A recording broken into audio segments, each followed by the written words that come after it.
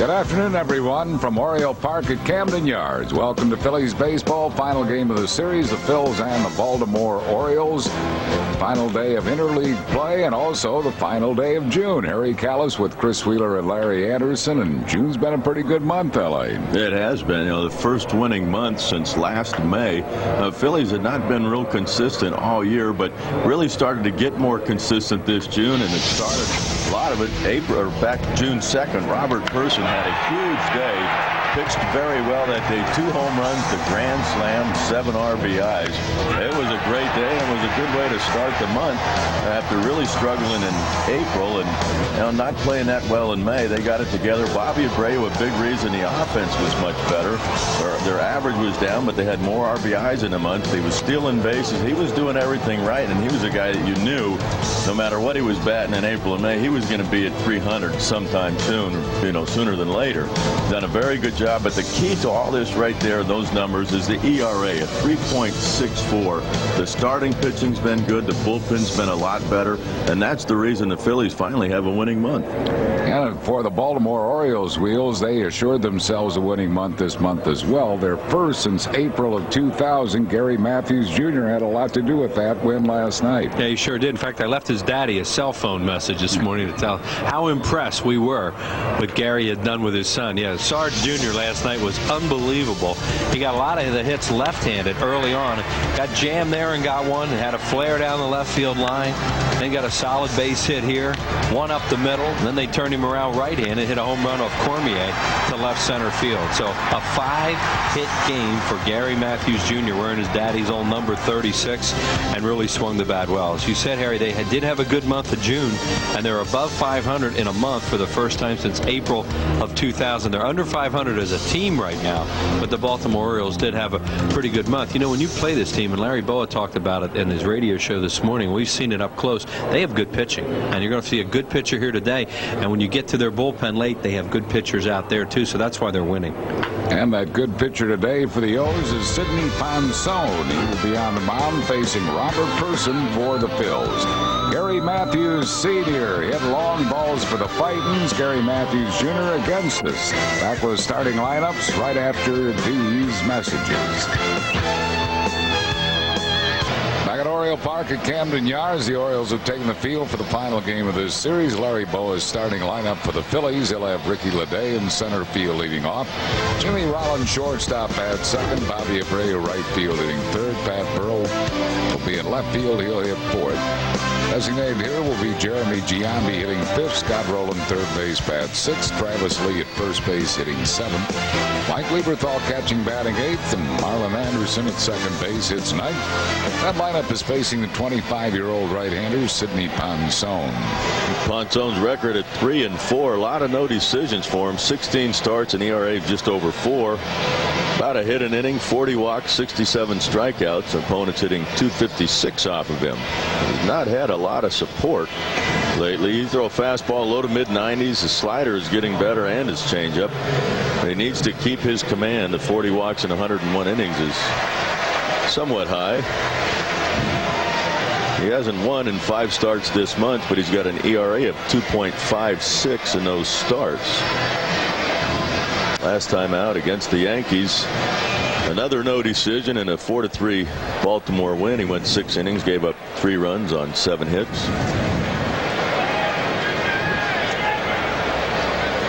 Ponson comes out of Aruba. Drafted by the Orioles in '93 at the age of 17. And waiting for the Singing Angels, who did a fine rendition of our national anthem here, to file out. Brandon Duckworth will be pitching tomorrow at Veterans Stadium. Is finding himself occupied with one of our cameras. 2 balls and no strikes to Ricky Leday, who's hitting at 195. There he is. He's getting a little help from Todd Pratt. 93 degrees at game time. 2-1 to Ricky Leday.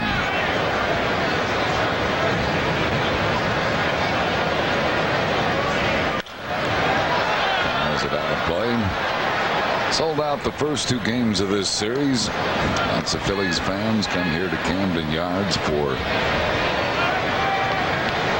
these games. The Phils and the Orioles. John Hirschbeck is the plate umpire. Wally Bell at first. C.B. Buckner at second. Mark Carlson at third. Ponson starts it with a strikeout. He got behind Leday 2-0, but came back with some good pitches.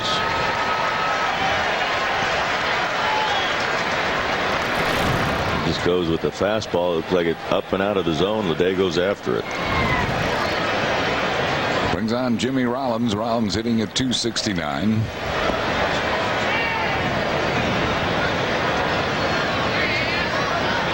Tonight will be when J-Roll finds out if he is indeed the starting shortstop for the National League in the All-Star game.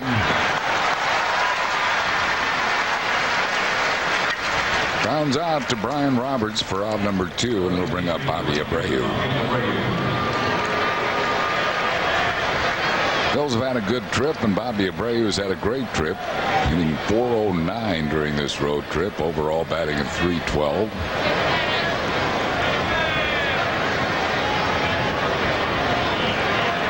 Birthday wishes today to Vicky Powell in Feasterville, Pennsylvania, from her family and from us to Vicky Powell.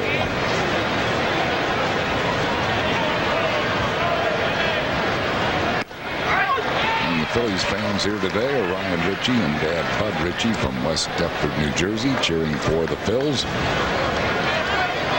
Bobby in the month of June hit .363. Jeff Kent has had a superb June, over .400.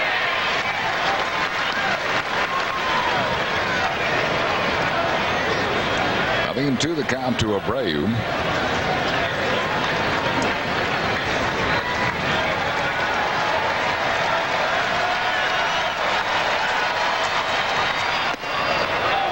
One ball and 2 strikes. 40th anniversary wishes today to Ed and Pat Trice of North Wales, Pennsylvania.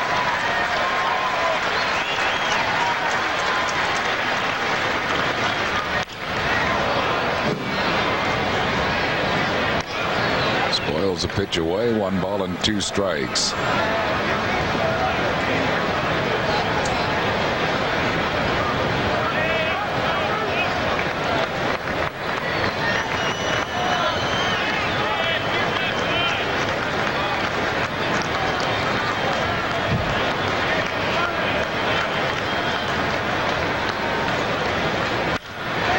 On ball first base, McGuire feeds Ponson, covering. It's a 1-2-3 inning for Sidney Ponson.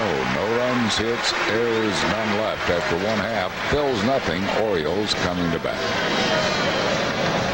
Phil's didn't score in the top of the first. Mike Hargrove's starting lineup for Baltimore as they bat in the bottom half. Melvin Moore left field leads off. Brian Roberts second base bats second. Gary Matthews center field is third. Tony Batista third base bats fourth. Jay Gibbons right field hitting fifth. Marty Cordova will be the DH. He'll hit sixth. Ryan McGuire first base bats seventh. Brooke Fordyce catching hitting seventh, or rather eighth. Mike Portick the shortstop bats ninth. And lineup facing 32-year-old Robert Person. Robert Person at 2-4, only 11 starts due to missing some time with an elbow problem. .478 earned run average. Doesn't give up a lot of hits. Walks a bit high. 45 strikeouts. Opponent's hitting only .231 off of Person. Melvin Moore, last 2 games, has started off pretty good. About as good as you can start the game off, with a home run Friday against Randy Wolf, a fastball. He hits out to left, and last night, fastball outer half and hits at the dead center, 424 feet away. Moore batting at .255. He's hit 11 home runs, knocked in 33.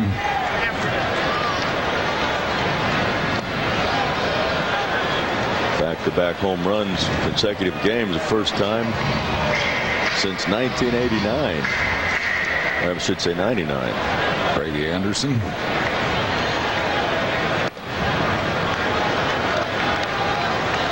Two balls and no strikes to Mora.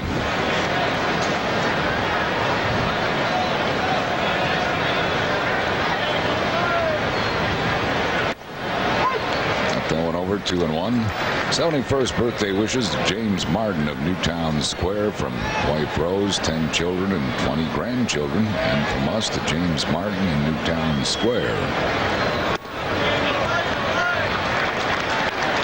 3-1.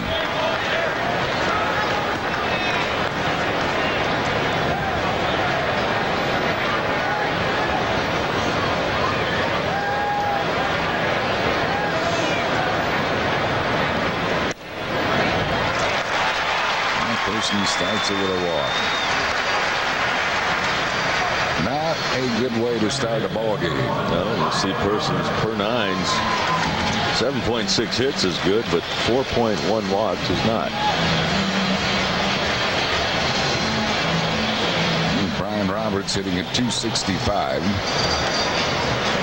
Switch hitter, much better hitter, left-handed than right, and 328 left-handed.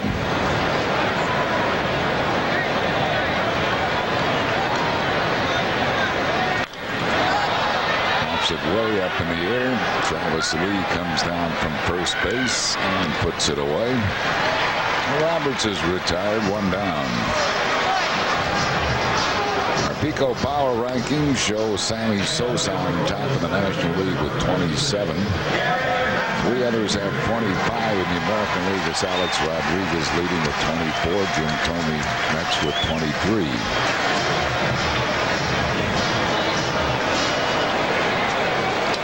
Is Gary Matthews Jr. coming off a big night, hitting at 292. 5 for 5 last night. Breaking ball for a strike. Last night, home run, double, 3 singles. 37th time an Oriole has done that in their history. Last one was Jeff Conine. Last August. On the disabled list. Here goes Mark Carlson. He says no swing. 1 ball and 1 strike to Gary Matthews Jr. Matthews started to go after it. It looks like his bat actually went past the plate.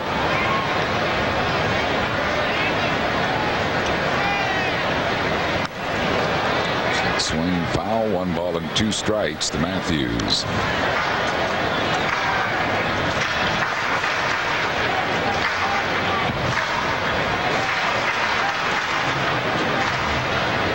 Melvin Moore at first base with 1 out. He's stolen 13 bases this year.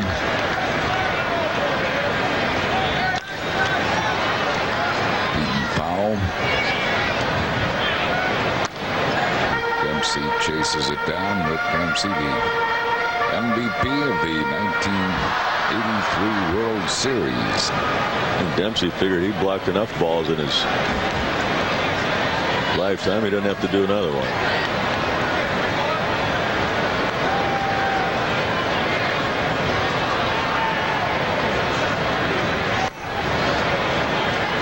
Two and 2. 62nd anniversary wishes to Jeanette and Bill Miser of Folsom, Pennsylvania.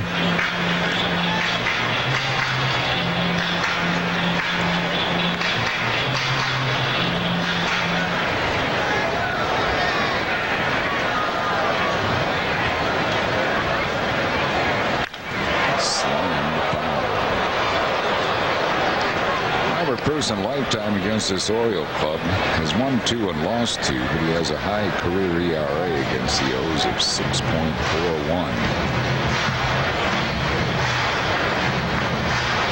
Throws a fastball, tries to get it in on him. He rips it foul and off the stands and right through the ball girl.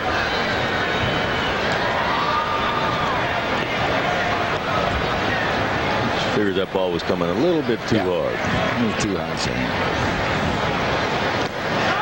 went that time.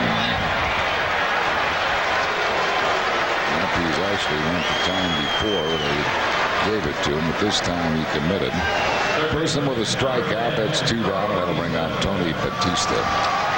Breaking ball down and in, and he definitely went after it. legacy. There's no doubt about that. Batista hitting at .277.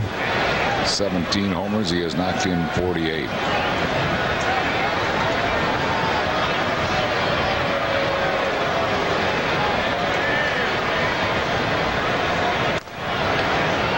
One ball and no strikes.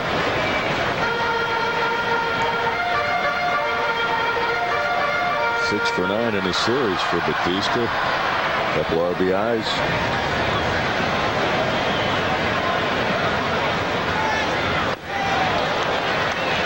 One ball and one strike.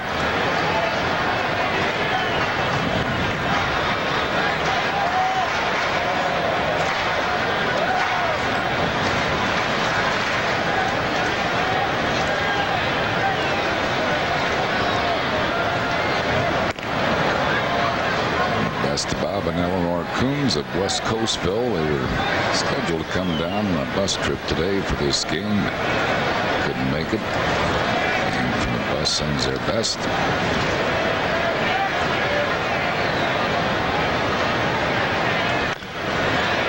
Smothered foul down the third base side. One ball and two strikes.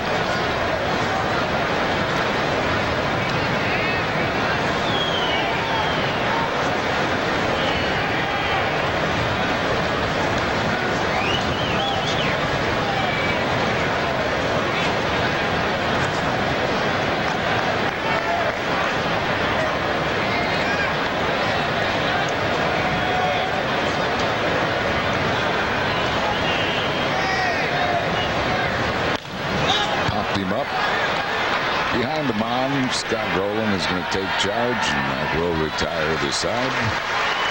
No runs, no hits, no errors, and one left after one. Phil's nothing, and Baltimore nothing. Nothing game. We move to the second. Pat Burrell leads off for the Phillies. Burrell hitting at .285, 19 homers. He has knocked in 58. One ball and no strikes to Burrell.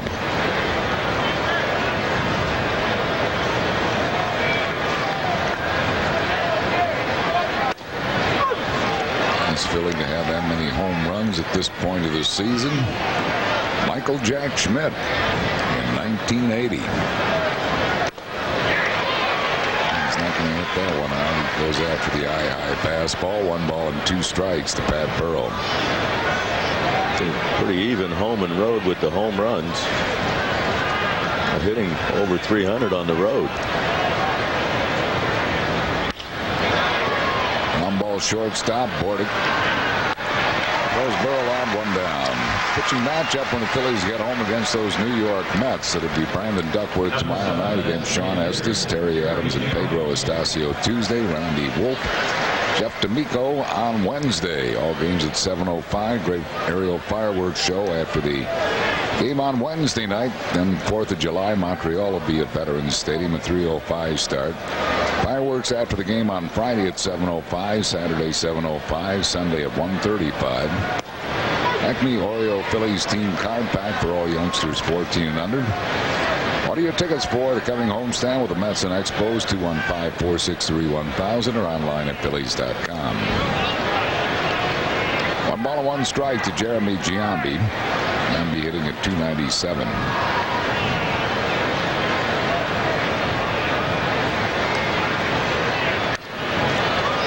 1-2.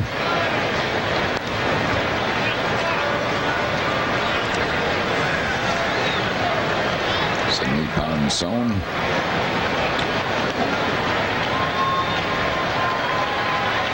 Pitched well against the Phillies.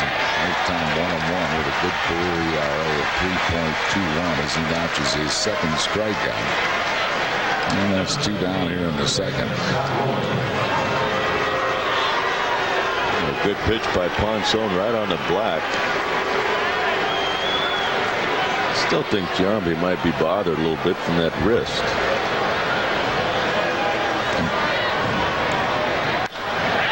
Scott Rowland laces a base hit to left field. The Phillies' first hit of the afternoon. Rowland's a two-out base runner for Travis Lee.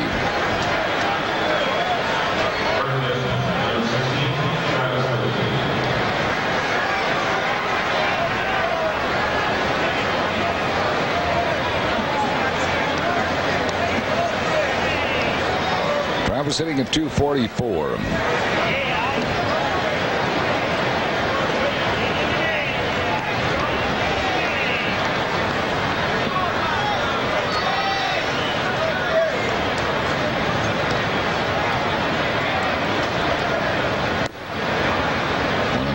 Travis Lee. Ponson has had problems with blisters on his finger. Look like he's checking it out. A lot of times in this heat, humidity, starts sweating a lot, and those fingers come off the seam. He will work the blister. Ball goes through Fordyce. Rowland moves up to second base.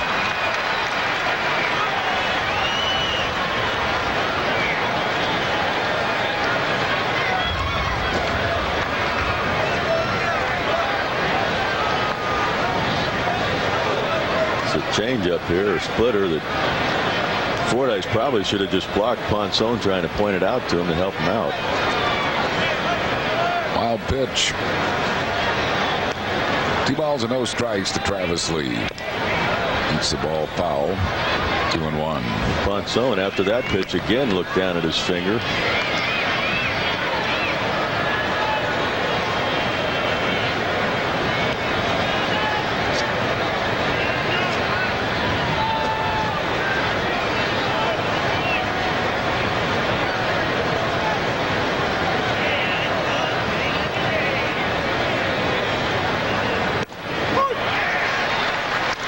Two to lead.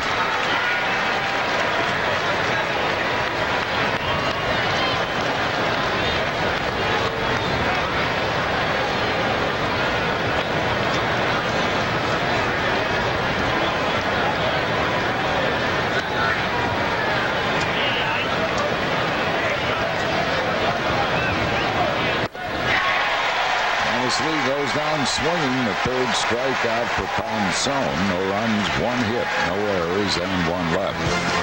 We go to the bottom half of the second inning. It's the Phillies nothing and the Baltimore Orioles nothing. Phillies nothing, Baltimore nothing.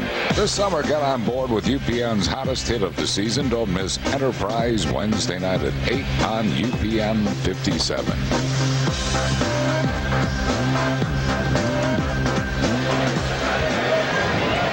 Jay Gibbons leads off for the Orioles here in the second. Gibbons hitting at 247. 1 strike to Jay Gibbons.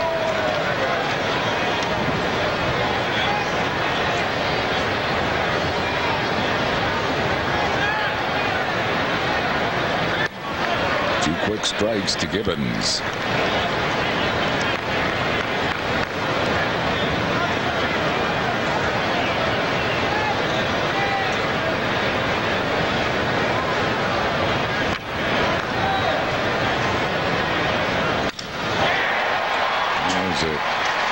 Hit to right field, so Ponson had him buried in the count 0-2,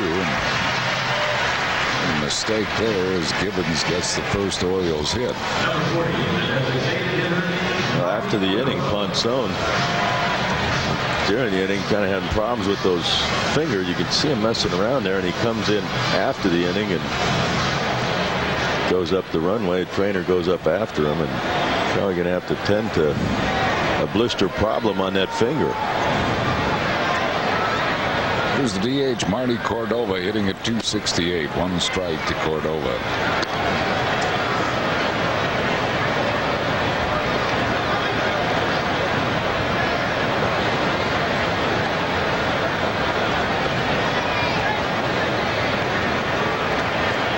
Gibbons first base, nobody out here in the second.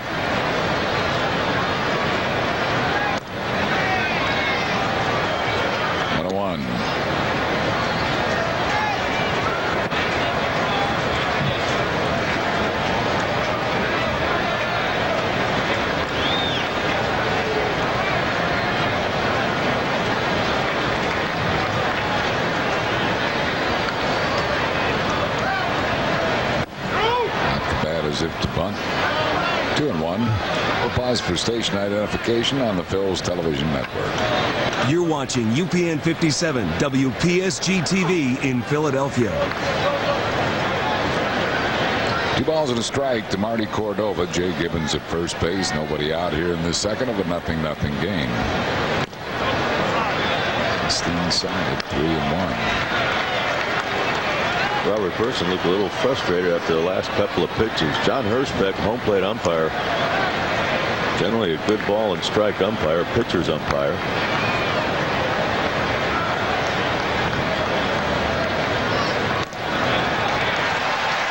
Cordova walks, and the Orioles have their first 2 men on base here in the second inning. Bring up Ryan McGuire. McGuire just 2 for 18, hitting at 111. Saw him with Montreal and Florida Marlins. Lieberthal talking it over with Person.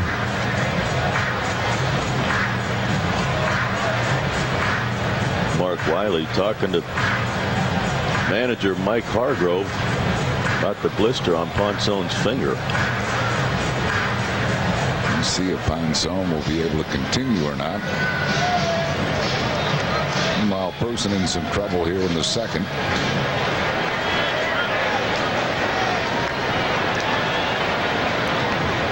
There's Ponson. It's like he's trying to figure out a way to throw the ball without having the seams on his fingertips, but that's going to be tough.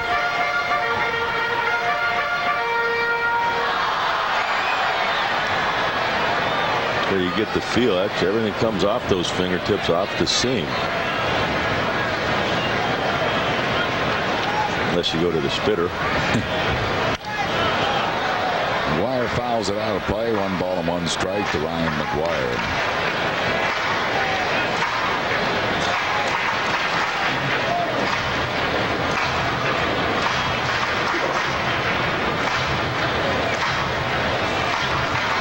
Gibbons at second. He's single. Cordova at first. He walked.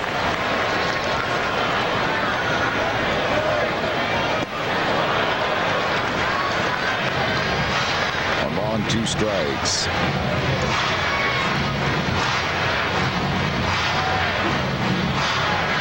A backdoor slider, I think, by Person. Had McGuire out in front of it. A good spot by Robert Person.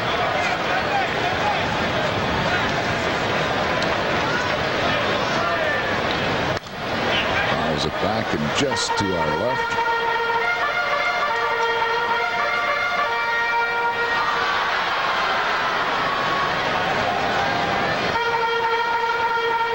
So 1-2 to McGuire. Spent most of this year at Rochester, where he had 298, 7 homers, 22 RBIs.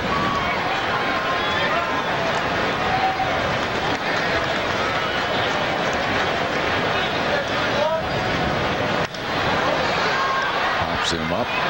Travis Lee waits. McGuire is retired for out number 1. Your Major League Fantasy, January 29th through February 2nd in beautiful Clearwater, Florida. Get top-notch instruction, lots of fun.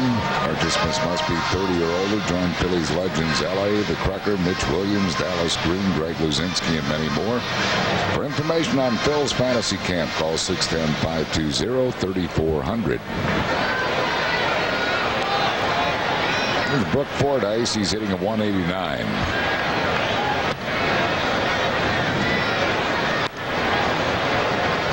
Are without Chris Singleton today.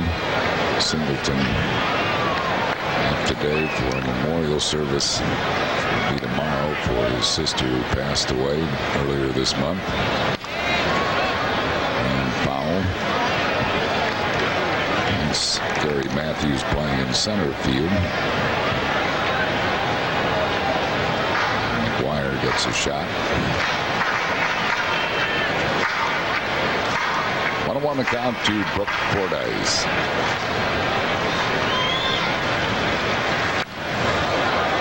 Fouls it back. 1 ball and 2 strikes.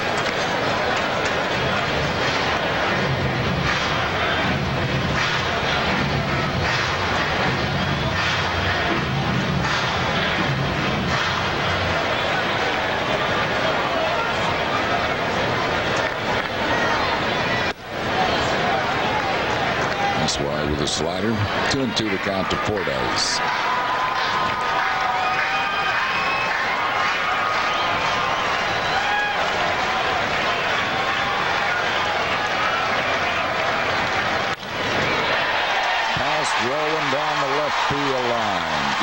Orioles score.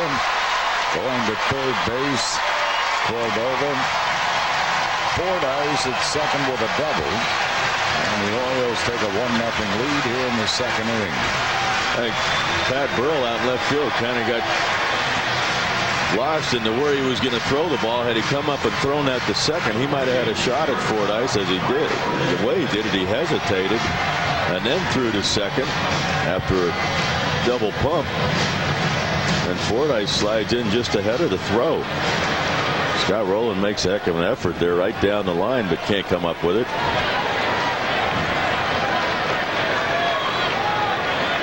So the Orioles take a 1-0 lead. Here is Mike Bordick. Fly ball well hit to left field. Burrow at the rim of the warning track makes the catch. Tagging and coming home is Cordova, and Baltimore takes a 2-0 lead on the south fly by Mike Bordick.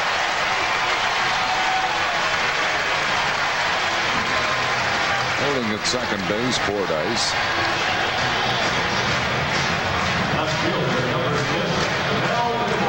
Bring up Melvin Moore at the top of the order. He walked his first time up.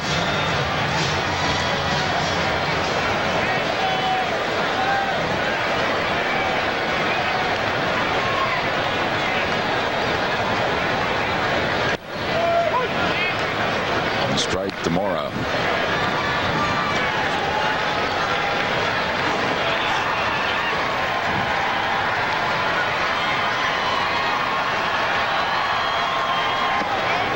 One ball and one strike.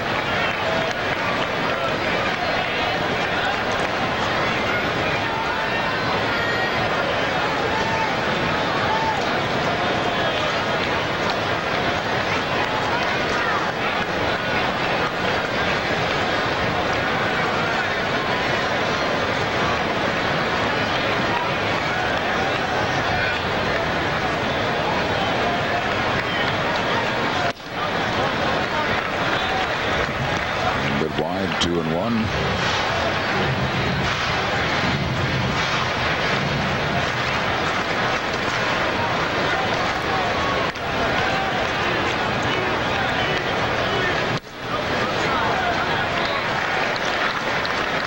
Just a tad wide. 3 balls and a strike to Mora.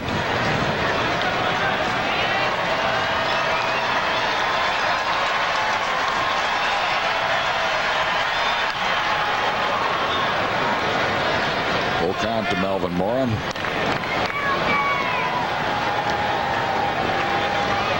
Baltimore scored 2 here in the second inning. They lead it 2-0. Second ball for that little youngster.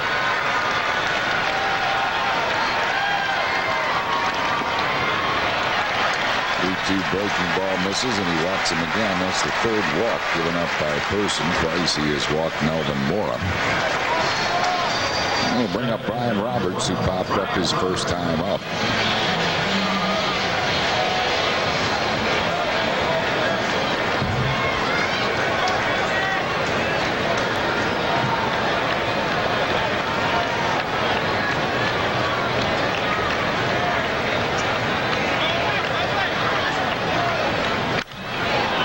This ball swinging again. He pops it up again.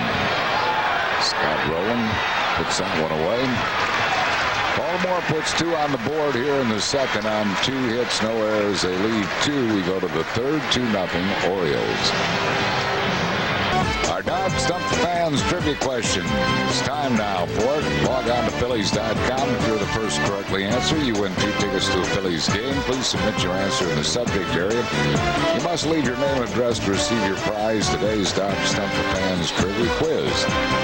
Legendary batting coach Charlie Lau spent most of his career as an Orioles catcher.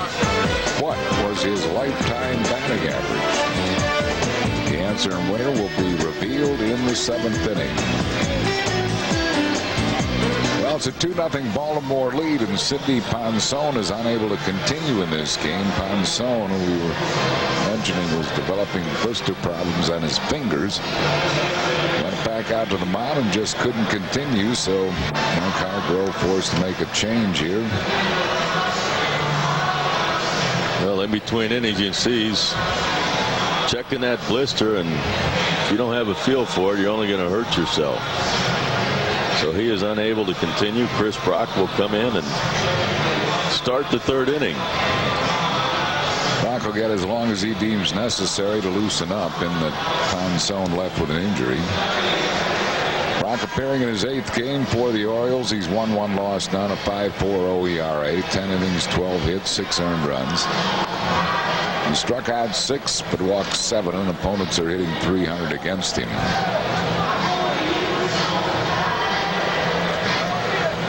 And Chris Brock can get as long as he wants to warm up. Phillies will be conducting a tryout camp tomorrow while we have this moment to tell you. That'll be at University of Delaware in Newark, Delaware tomorrow. Registration at 9:30.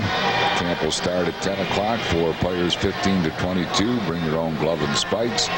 American Legion players must bring written permission from their post-captain commander. Phillies scouts Ken Holtzapfel, Mage McDonald, Rob Holliday, Joe Romano, and Del Mintz will be on hand for that tryout camp tomorrow morning at 9:30 in Newark, Delaware at the University of Delaware. The Phillies are wrapping up interleague play today, and Scott Rowland got it started, a 4-for-5 night plus a home run. Phillies off to a good start in it. Jimmy Rollins in Cleveland showing some good defense, doing his Omar Vizquel impersonation. Home against Baltimore. Scott Rowland with a game-winning RBI single. Against the White Sox, Jason Michaels, game winner. It's the base hit. And Jose Mesa against Minnesota comes in, strikes out the side, gets the save. And Friday night here, Pat Burrell with a big 3-run home run. Giambi with the home run. And they're at 9-8 in interleague play. Have not hit the ball well, but their ERA has been very good. All-time 6 games under 500 in interleague play.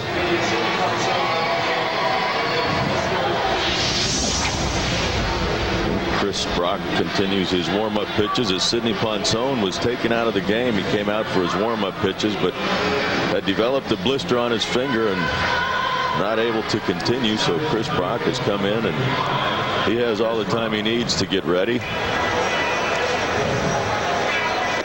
Ponson in between innings, and he kind of had an idea that, wondering if he was going to be able to continue. See him there where he's trying to get a feel for that ball without using the seam. But I mean, the seam, it's a major part of everything you do when you throw the ball, whether it's a fastball or a breaking ball. You've got to have those seams. He's trying to figure out ways that he could throw without using a seam, but it's not something you want to go out there and experiment with.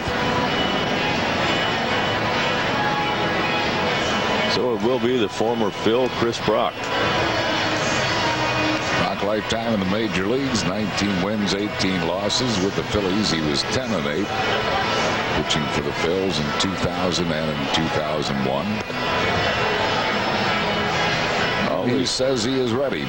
Always susceptible to the long ball was Chris Brock.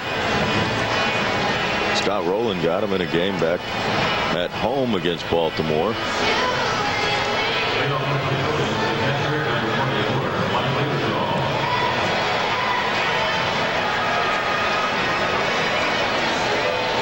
Mike Lieberthal will be the first one to face him. We'll be hitting at .260, 6 home runs. He has knocked in 24. We're in the third. 2-0 Orioles.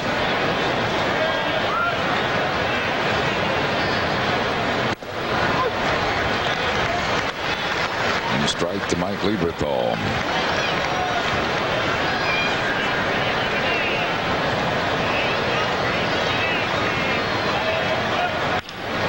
This is a ground ball to shortstop. Bordick goes out Lieberthal. That's one down here in the third. It'll bring on Marlon Anderson. Anderson batting at .271. Marlon has hit well in day games. .373 in day games.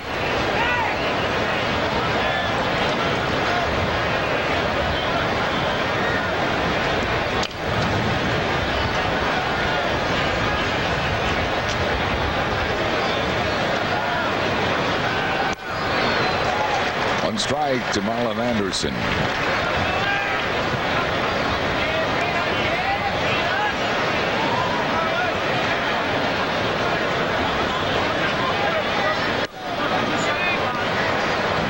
He was given time or not. It didn't look like John Hirschbeck gave him time. Marlon's done that a lot this year, calling time, but most of the time it's given to him, but most of the time it's always late. See him, he steps out. I think John Hirschbeck just called that a ball. Yeah, I think it's 1-1. 1 ball and 2 strikes to Marlon Anderson.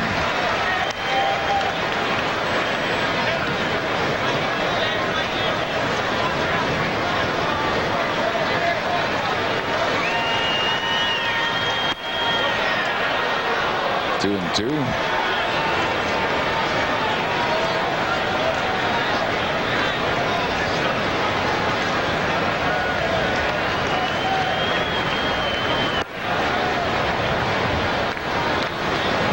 Has gone full, we believe. Yeah, it is a full count. Hirschbeck is showing the Oriole dugout.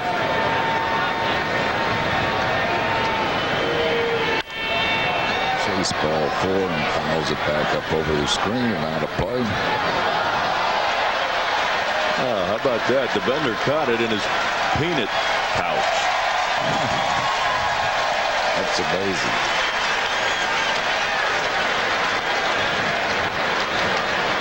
Right there at the bottom of the screen.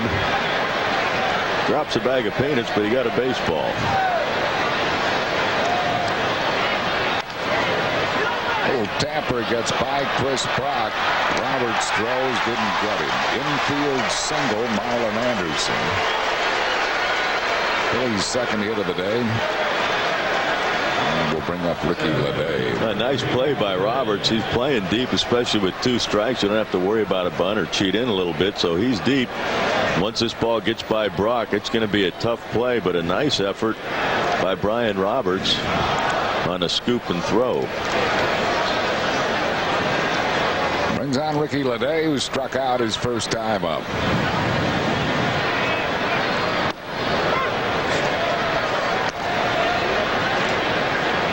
One strike to Ricky Leday.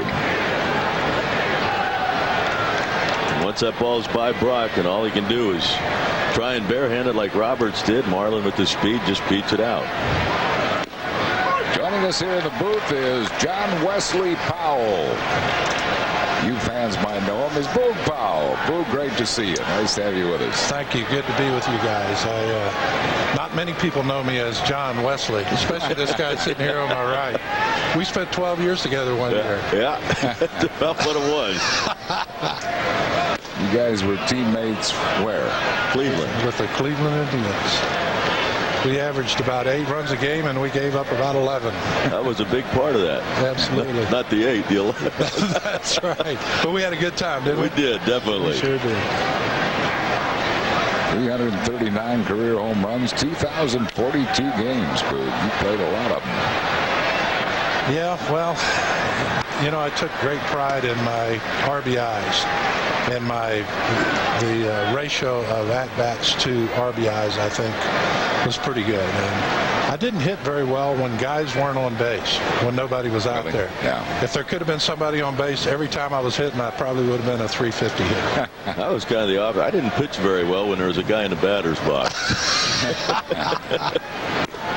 Pitch out here and nothing is on. 2 balls and 2 strikes to Ricky Leday. Well, Boog, I don't know if you remember this. We've talked about it before a couple times, but I think you saved my life. That didn't show up on the graphics on TV, but I had first come up. I was a rookie in '75, and I was just getting beat around by Baltimore.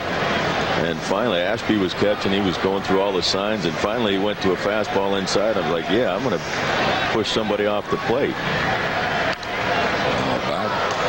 And it just happened to be Ken Singleton, who pretty strong boy. I threw a pitch about 3 feet in off the plate, maybe more. He jumped back. It just missed him. He dropped his bat. And before I could even blink, Boog was standing in front of me. And I got real strong all of a sudden. Hey, that's what big first basemen are supposed to do. You know, you were on our side. Yeah. 2 balls and 2 strikes to Ricky Leday. How's that Boog's barbecue pit going out there? It's rocking. It is rocking. I'm loving these big crowds. That crowd last night, I think, was a 48,000 plus type crowd. And as you look out over the right field fence out there, and you see some of that smoke out there is mine. There it is out there. There's Boog's barbecue pit. Right. Not all of that smoke out there is mine, but the good smelling smoke is mine out there. Well, Philly fans love to come here to Baltimore. Boy, did I see a lot of Philly fans out there tonight. And everybody says, do you mind signing this Philly hat? And they're giving me the Philly hats, and I'm signing them. I says, hey.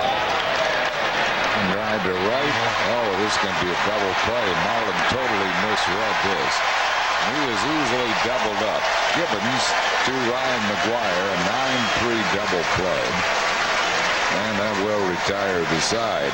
No runs, 1 hit, no errors, and none left. It's 2-0 Baltimore. And Marlon Anderson misread this line drive by Ricky Leday. And you could see it, Marlon. I guess he thought it was just going in the gap or something, but that ball's pretty much right at Gibbons and right. And Marlon had no chance of getting back. Just a misread by Marlon. And he's all the way down to second base. He turns around to try and come back, but not even close. Gary Matthews Jr. leads off for the O's here in the 3rd inning. He struck out his first time up. Joined here in the telecast booth by Boog Powell. That's off the glove of Travis Lee. Normally he's going to get that ball, but not this time, and Matthews ends up at second base with what probably will be scored a double.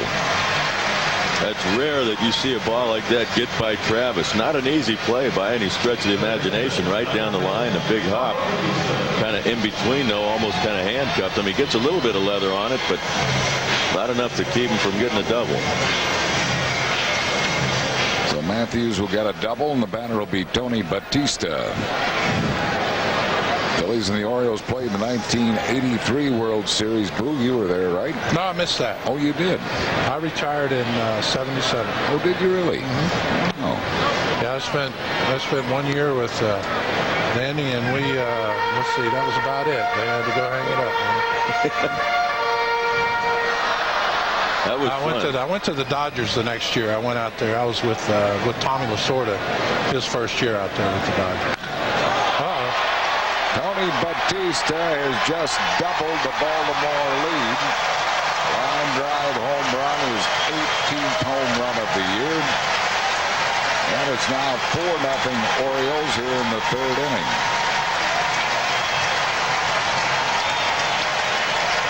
Oh, a double and a home run, and Baltimore has jumped to a 4-0 lead against Robert Ponson. Look at all your playing years. Who was the toughest pitcher against you that you ever faced? There were a lot of tough left-handers. I really think that Jim Cott posed a major obstacle to me. I hit my first major league home run off of Jim Cott in '62, and I hit a low and away slider to left field in Minnesota. And the next time up, Jim Cott hit me in the neck, and it was one of those kind that just sort of dug, and you could hear it, and it stayed there for about 5 minutes. And in other words, what Jim Cott was saying, he says, listen, if I make a mistake, you can hit my mistakes. He said, don't be hitting the good stuff. Ooh. That one got John Hirschbeck, the plate umpire, right in the arm. Ouch. Anyway, there's a list. There's a long list of tough left-handers. Mickey Lolich and Whitey Ford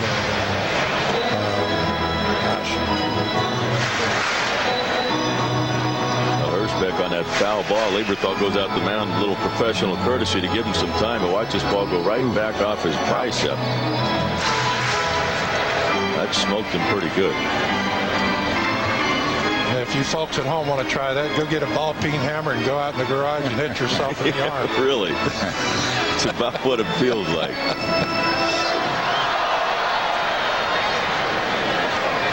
So you're out here every day out at the barbecue pit? I sign autographs for about an hour every day. I go out and I don't know. I I guess I glad hand and I welcome people, and I saw an awful lot of Philadelphia fans out there tonight in my line, and they want to know what they should get, whether they should get the pit beef or the pork or the turkey. I tout them as to, whatever you feel like. They're all three good. And all great. One's better than the other. So. How'd you get started doing that? It was just something that I always did. I wrote a cookbook back in '86, and of course that was back during my Miller Lite days. That was pretty fun too. That's some good commercials. Oh yeah, some great. And I wrote a cookbook, and I started messing around with it. And I was at a golf tournament here in Baltimore, and we were talking about the finer aspects of barbecue with some of the Airmark people, the people that are our concessionaire here. We just sort of put it together one day, and we had a meeting, and they said, we think we can do it. So when we first opened up, we were in the bullpen area out there behind the ivy in center field, and it was doing good, and we were overwhelmed, but we moved to where we are now, just in back of the scoreboard there, and this location is much better. This is the best location in the whole ballpark. What was your first year in the major leagues? I came up at the end of the '61 season. They called me up from Rochester, where I played first base all year, and Richards had just retired as the manager of the Orioles, and Lumen Harris had taken over, and I got to the ballpark that night, and Lumen informed me that I was playing left field. Roger Maris had 59 home runs, and 58 he had. And so that was my first game in the big leagues. Remember your first major league at bat?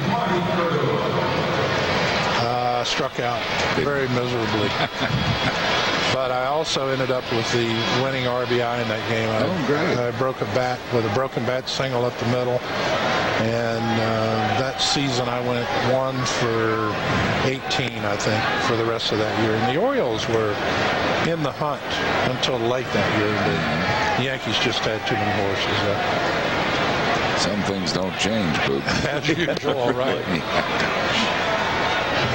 No balls and 2 strikes to count to Marty Cordova with 1 out and 2 runs in on the 2-run homer by Tony Batista.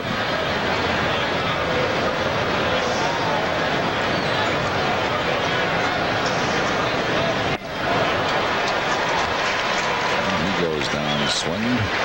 Person's 3rd strikeout. It'll bring up Ryan McGuire.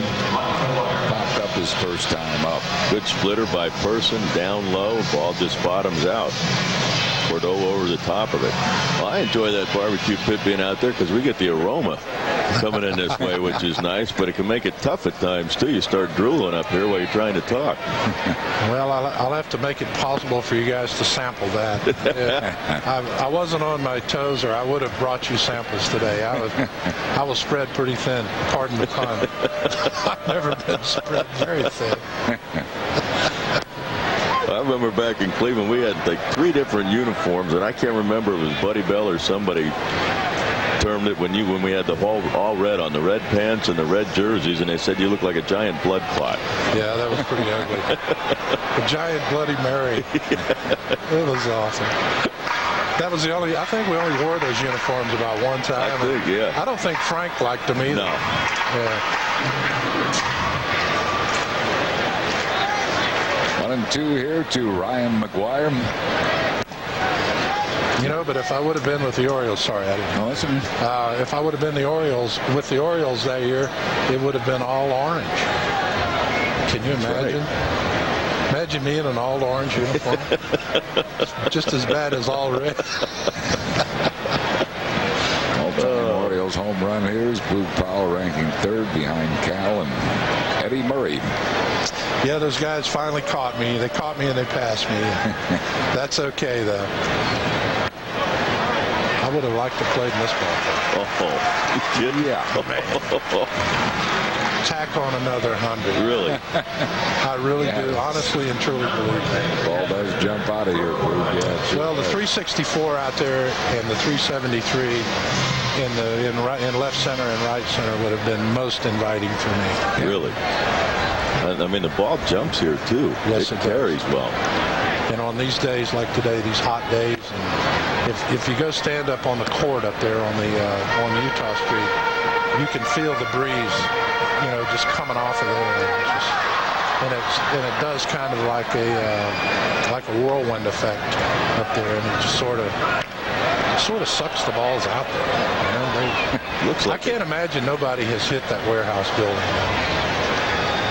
I think I could hit it. I think so. I really do. I remember a ball I hit off of Fritz Peterson one day at Yankee Stadium that would have hit above that big C up there. Where it says, wow. I know it would. Didn't during the home run contest somebody hit the warehouse? Yeah, Ken Griffey hit it. Yeah. We get during regular play. When I'm out there signing autographs in the afternoon, we get a lot of incoming out there. And I try to have somebody.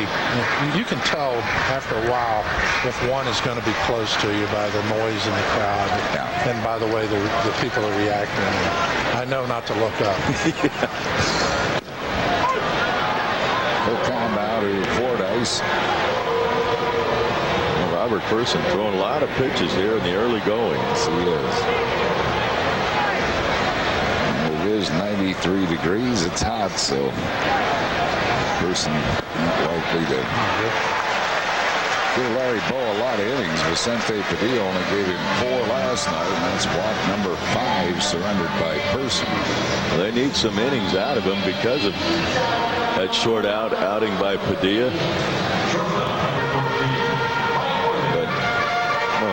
Person is going to have this inning, a double, a home run, comes back, gets 2 strikeouts, and then back-to-back walks.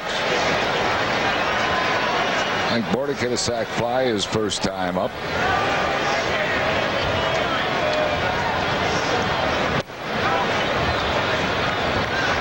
Here goes the Wally Bell. He says he committed. On a strike. What do you see as the biggest difference in the game today from when you played? Well, as a hitter, probably the biggest difference I see is probably that split finger pitch has changed things a lot from the perspective of the hitter. It's like Ted Williams said years ago that the toughest pitch to hit, the toughest thing for him to do was to adjust to a slider. And this split finger pitch looks just like a fastball coming out of the pitcher's hand, and you really got to wait. You just have to wait until you see it. And kids today are coming out with, because they've swung aluminum bats their whole careers, and they inside out the ball a little bit more. There's a lot of different techniques in hitting. Not to say that they're all bad or they're all good, but I think that split finger pitch would have given me more problems than any other single thing that I can think of. I think the guys that have them and that have good ones are just a whole different. Complete different repertoire. Yeah, no doubt. I think I would have adjusted, though. I mean, I might have had to go down a little bit on the weight of the bats because I see guys using a lot lighter bats, and I could criticize them for that. I swung a 36-ounce bat, 36 inches, 36 ounces. I don't think I could swing that today because you couldn't stop it. Because you have to start and stop so many times, and especially on that split finger pitch, you would have to stop it so many times, and you can't stop that log. 36 ounce, man. That was my motto: swing hard in case you hit it. The old Woody Hell theory. Don't look for nothing you can't hit. Swing hard in case you hit it. The heck with it. Still 2-2 here to Bordick.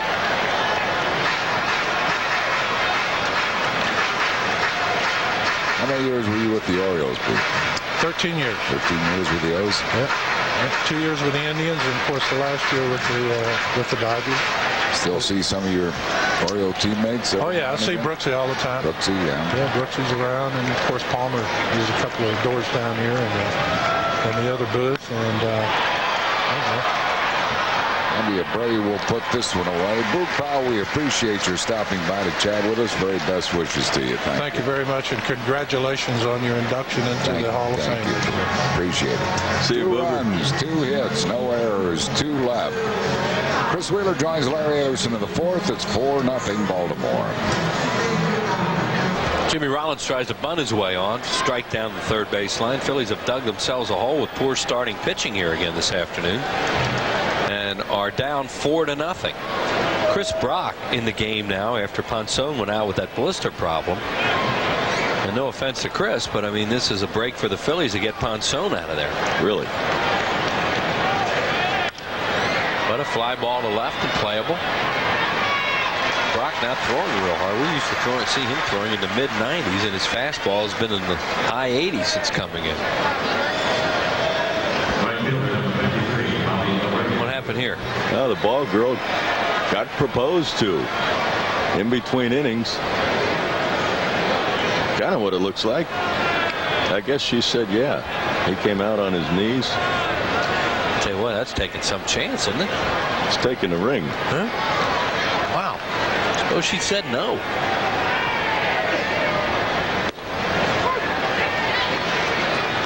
Well, Anita had some controversy on the field.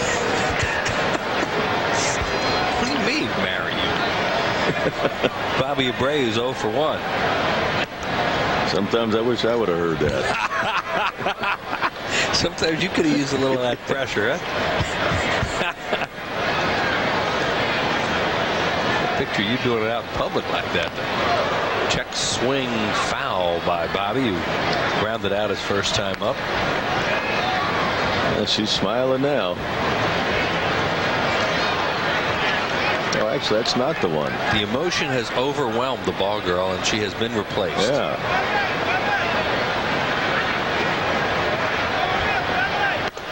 And other girl's looking over her shoulder now, saying, "Hope he's not here today. Hope he stayed home." That's a new one. You know, we've seen a lot of that happen at the vet, obviously, in the stands, but never a proposal on the field like that. Inside to Bobby. 3 balls and 2 strikes. Phillies need base runners and runs, trail 4-0. On deck batter Pat Burrell. Chris Brock in his second inning of work gave up an infield hit to Marlon Anderson last inning, and he was doubled off first base on a line out by Leday. Bobby chases ball 4 and fouls it away.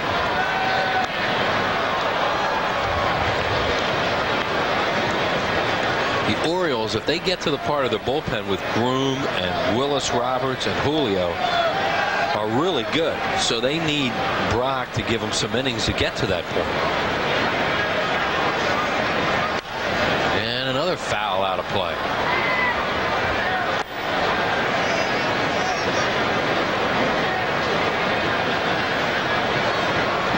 See out there, I mean, their role are the late guys, the Orioles bullpen there on the bottom. And Brock has the job to get to that point, and he has a 4-run lead. And there's a base hit. Bobby kept swinging at those high fastballs. Finally put one into play, a 1-out single to center for him. And that is hit number 3 in the game for the Phillies. A second off Brock. Ponson gave up 1. The high fastball, it stays flat. Bobby just a level swing, lines it up the middle. So Pat Burrell, the batter, and one swing of the bat, and he could cut it in half here. Pat homered here on Friday night. Giambi on deck.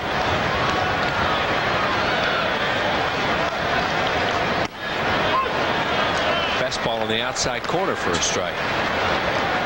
Salute. Thank you. Boog didn't bring any goodies up. No, he said he wasn't on his toes. He tell him how good that aroma smells. Really? So tell him you take deliveries? Yeah. Inside 1-1. Pat Burrell 4th in the league in RBIs, tied with Larry Walker. Berkman had, I believe, 4 of them last night, so he's opened up a little bit of a lead. Burrell takes another fastball in, 2-1. Well, those guys you saw there should be in the All-Star game. The starters will be announced tonight.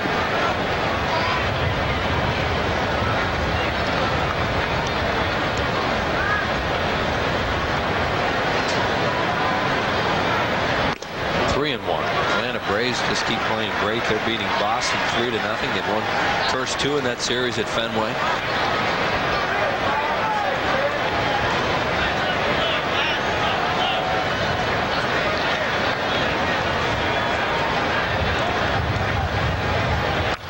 And Probably hit a ball out of the strike zone there. They are really anxious now against Chris Brock. You know, it's a guy that they know and have an idea of what he's going to feature. And they're just jumping at him and swinging a lot of bad balls. That pitch is outside. Yeah, and he got about 4 fastballs in a row inside. And then Brock goes away, and that's the reason he can't go out there and get it. Looks like it cut a little bit, too. 3 balls, 2 strikes to Burrell. Pitch to him. Pop up. Foul first base side, and it will just be out of play. So Burrell gets a swing again as a first baseman. McGuire went as far as he could go.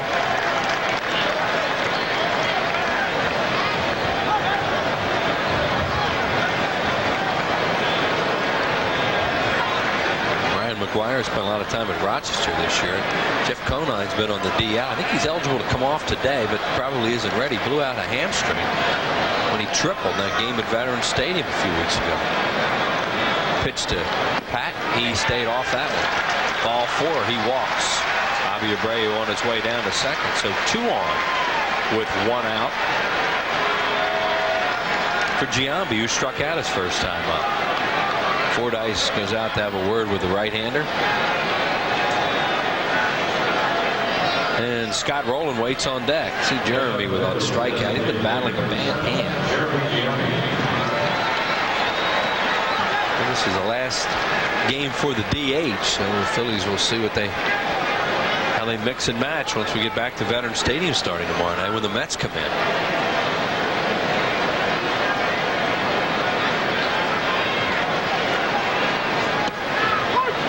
Strike call, 1-0-1. You just need to get a rally going here, get a few hits, get back into this thing.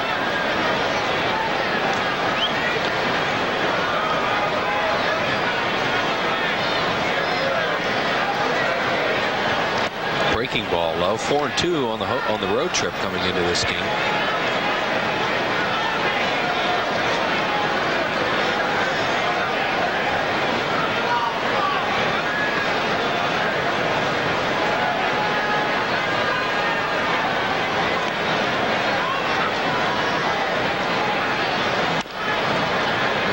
Jammed and rolls it down the first baseline. A strike, 1 ball, 2 strikes. As McGuire makes that little fan happy. Another big crowd here today. Probably not a sellout, but it's close to it. There's a few empty seats in the upper deck, but not many. No, not many. First 2 games were sellouts. A nice afternoon here. Game time temperature was 90. Here's the pitch. And Giambi stays alive, fouls it off.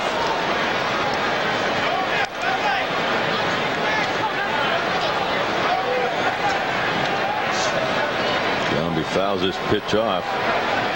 Brock will throw high fastballs. He is not a 2-seam sinker ball pitcher. He's a 4-seam high fastball pitcher. And that's where he would get in trouble with the Phillies, is he threw a lot of those and they were hit out of the ballpark.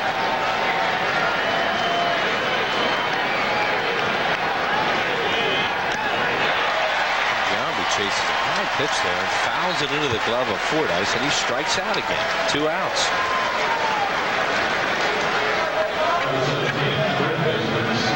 Here's a look at it. Goes after a high fastball. You can see it's a 4-seamer, just rides it high. And Giambi can't lay off of it. Yeah, I mean, that's what he's going to do, is throw high pitches. Rolling the batter. Scott singled his first time up. That coming off Ponson. That was his first lifetime hit off Sidney Ponson. 12 official at bats, 13. And he 1 for 13 off it. Starts him with strike 1.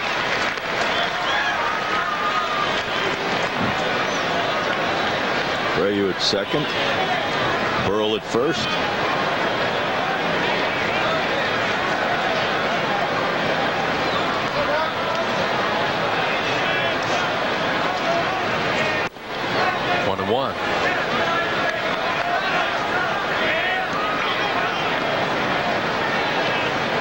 Scott Rowland 318 with 2 outs and a runner in scoring position. He has Bobby Abreu out there at second. Also on at first base is Burrell, now with 2 away. Hit well to left center field. It is off off the wall on one hop. 1 run scores. Burrell being waved around. He will score, and the Phillies are on the board. And it's now a 4-2 game in favor of the Orioles on a 2-run double to left center by Scott Rowland. And a good read by Pat Burrell, scoring from first base. And he got a good jump and was able to come around and score. Scott Rowland picks up a couple more RBIs. That gives him 47. 2 out runs, too. I mean, those are huge. Got one of those fastballs from Brock and he laced it into the gap in left center. Mora made a good run for it, but couldn't get there. And now Travis Lee, the batter, he struck out his first time up. Then he pops it foul just off to our left and out of play. Another hit here, and Phillies would be within 1, but they have cut it in half. Scott Rowland with runners in scoring position, less than 2 outs, only 184. But with 2 outs, which there are, hitting .318, and that just got upped. Yeah. Inside. 1-1.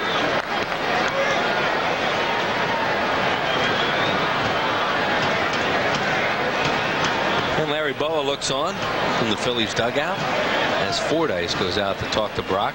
There's Bobby Abreu, who scored the first run, and Pat Burrell the second.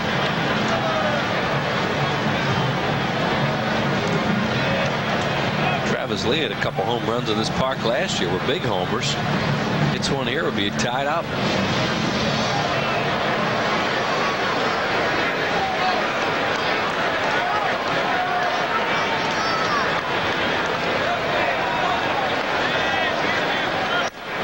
Down low. 2-1. There's Burrell, who scored from first on the double, running with 2 outs. And motoring around those bases. Once he gets going, he can run a little bit. He's one of those guys that's never going to dazzle you out of the blocks. He walked and scored. And now Lee ahead in the count, 3-1 with Mike Lieberthal on deck. Scott Rowland can run the bases. Get a ball in the outfield now, he will score. Little chopper up the middle, it has eyes and goes through, and Rowland will score. Travis Lee knocks in a run, and it's a 4-3 game now in favor of the Orioles as Lee knocks in his 28th of all these runs, coming with 2 outs.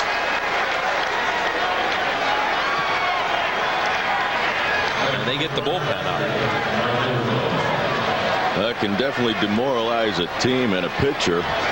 2 outs, and they get something going. A big hit by Scott Rowland. Travis Lee chops this ball up the middle. Makes it 4-3. And B.J. Ryan now up for the Orioles. Ryan has really been struggling evidently, and that's why they put Yorkis Perez up in the minors to try and get another left-hander and get Ryan out of those late inning spots and try and get him straightened out. So see him up early.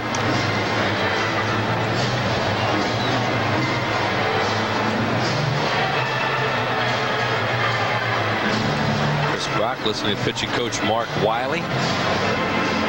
But a big 2-run double by Scott Rowland, and then the hopper up the middle by Lee that had eyes and got into center field. And the Phillies are back in this one, trailing by 1 at 4-3. Now they need Robert Person to get in the flow, settle down and pitch, because he's been all over the place today. Because they don't want to go to their bullpen early the way they had to last night. There goes Lee. He got a great jump. Fordyce's throw is late, and Travis steals the bag. Travis Lee was off. Stole that on Brock. His 4th of the year in 5 attempts. That's 4 out of 5. You're right, Wheels. And that's a lot of times it's Travis Lee just taking advantage of a pitcher not paying attention to him. It's also some knowledge of having played with a guy. You know, you got to feel. I mean, he used to watch Brock a lot of times as far as holding runners on, because he was involved in it over at first. And Mike takes it low. Grounded to short his first time up. Lieberthal loves hitting here. 472 lifetime at Camden Yards.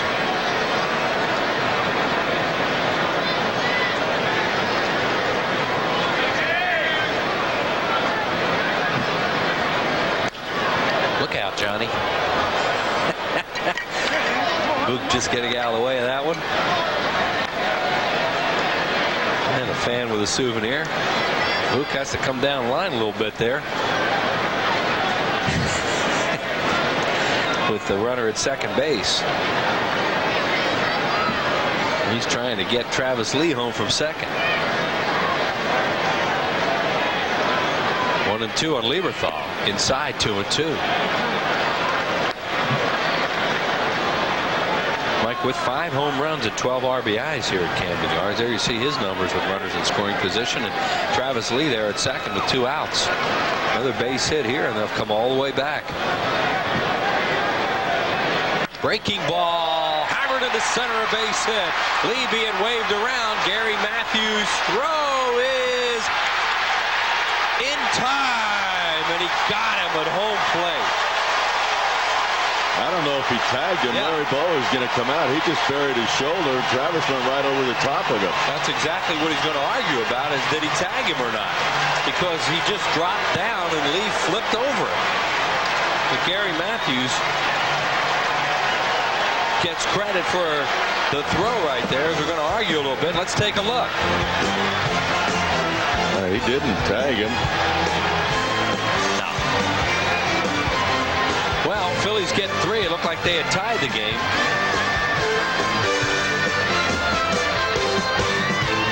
Beautiful ballpark in Baltimore. A 4-3 game. Pitching change for the Orioles.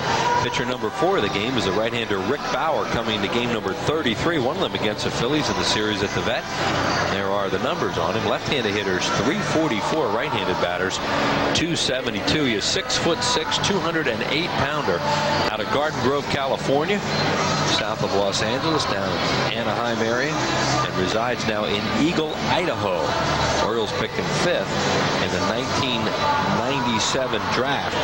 Made his major league debut last year when he started 6 games for the Orioles and was 0-5. We're pitching out of the bullpen right now, and he will face Jason Michaels as a pinch hitter. There's Bobby Abreu at first now with 1 out.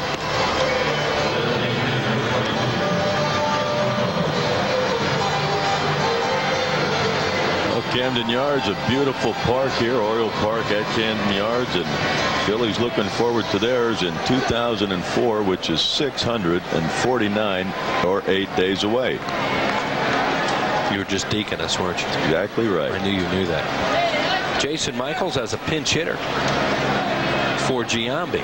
Jason got a base hit last night, but he was in the game. He's batting .305, has 6 pinch hits, including a home run. And over for a strike. Scott Rowland, the on-deck batter.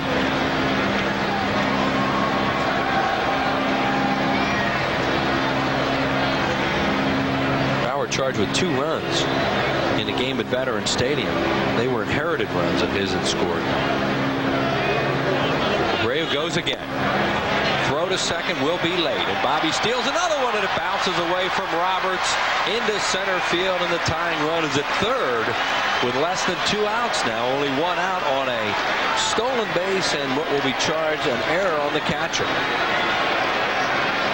I mean, that ball, I don't know, it looked like Fordyce just didn't even have a handle on it when he threw it. He had time. He just a poor throw. I guess maybe he felt nobody was going to be there, was trying to throw it to the second baseman, Roberts, because he wasn't at the bag. That ball looked like it hit Robertson on the wrist of his gloved hand and kicked away, and Bobby makes it to third. And now the infield comes in for the Orioles as they're going to play it up to cut off the tying run here in just the 6th inning. They count 1-1 now on Michaels as that pitch was a ball. Look out. There goes the bat into the stands as he swings and misses. And it had a lot of hang time, so those fans got a good look at it as it was headed their way.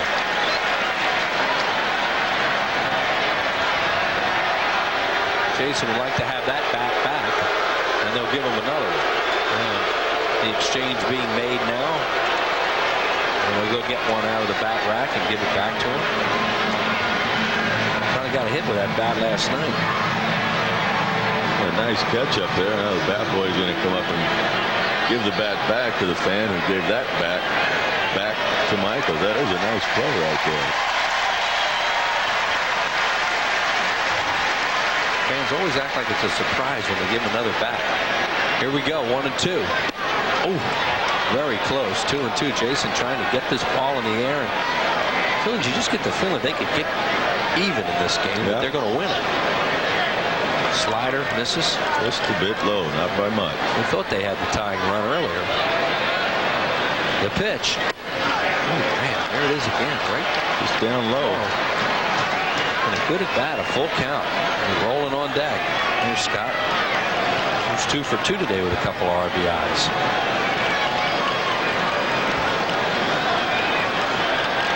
Balls, 2 strikes to Michaels. The pitch. He walked. Ball 4. Oh, a tremendous at bat, Andy. They didn't chase any of those. Especially 3 and 2. But he had seen 2 of them before that, so really he was able to gauge it and able to lay off of it. But you know, as a pitcher, and that's the way you used to pitch right-handed batters. You think they're going to swing at one of these.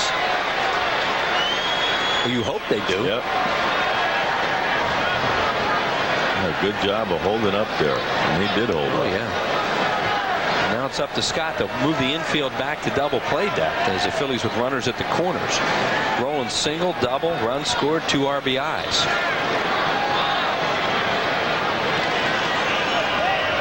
Travis Lee on deck, and I think Yorkis Perez is out there in their bullpen, a left-hander.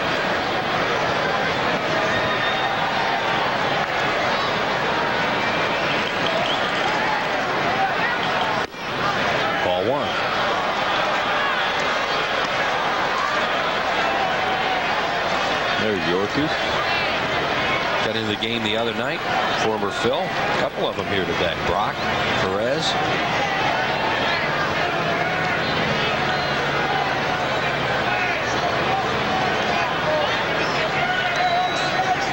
One 1-0.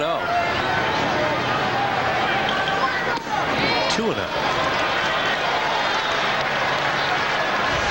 Bauer really frustrated. There's Scott Rowland's 2-run double back in the 4th inning. A fastball in. He turned on it, hits it over the head of Mora. Abreu scores. Brill comes around from first to score. Got that lead 4-2. That was off Chris Brock, who came on behind Sidney Ponson, who had to leave with a blister problem after just 2. B.J. Ryan after Brock, and now Rick Bauer here in the 6th inning.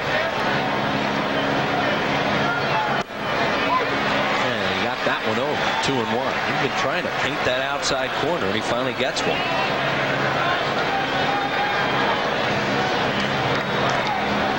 Roland looks down at Boog, but there's nothing here. Swing the bat and try and tie this one. And he's had a good game. 3-1. Scott had that big game against the Orioles in the game at the Vet when he had 4 hits, including the game winner. The runners for the Phillies, Bobby Abreu at 3rd. Jason Michaels at first base. 1 out. Jason Michaels getting a pretty good lead at first base. Doesn't go. Ripped to left, a base hit. Bobby will walk home. At second, Michaels, and the Phillies have come all the way back from 4-0 to tie the game at 4-4, and Scott Rowland has knocked in 3 today. And something Scott did last night and has done it twice today is turn on fastballs. He had not been doing that at all this season. The last couple games, he's getting that bat head out there and turning on it. He got a fastball his first time up too off Ponson and turned that one around. So Mike Hargrove is going to go to Yorkis Perez. He's using up a lot of pitchers, but he's still got his big 3 left: Groom, Julio, and Roberts. Here comes the former Phil, Yorkis Perez. We're tied at 4. Stay with us. We'll be right back. Scott Rowland, a big ball game, 3 for 3 with 3 runs batted. He had that 4 for 4 game against Baltimore in the game at the Vet. So he's had 2 big games against the O's. And knocks in the tying run. Runners at first and second, nobody out for Yorkis Perez, a former Phil, coming in just game number 2. They just brought him up. He was at Rochester after pitching in Mexico last year. Jim Salisbury, in a great column he writes on Sunday today, had the article about how Yorkis lost his mom and sister in that American Airlines flight crash out of Kennedy Airport earlier this year, or that was last fall. and how he was supposed to be on that flight. And he had a chance to sign with a major league team around that time. His mom told him to stay, and his sister went instead. And they both lost their lives in that tragic crash. So Yorkie's one of the really good guys, is back in the major leagues, and Phillies wish him a lot of good luck after today. Mike Hargrove, longtime Cleveland manager.